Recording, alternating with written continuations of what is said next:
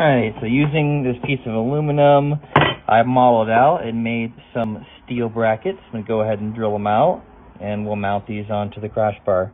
Okay, so we're going to go ahead and drill some holes in the brackets here, and then we'll take the light and we'll measure where it sits on this bracket, and we'll drill out. I've already got that side in and mounted. A little bit of space between the grill. Looks good. So if you're curious about the brackets, you just kind of got to step up since it's steel.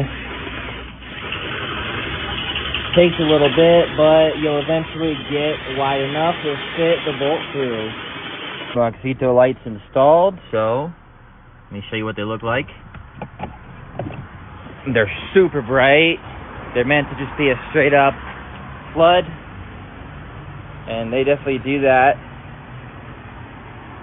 Normal headlights, and this is what the new lights look like. So, pretty dang bright.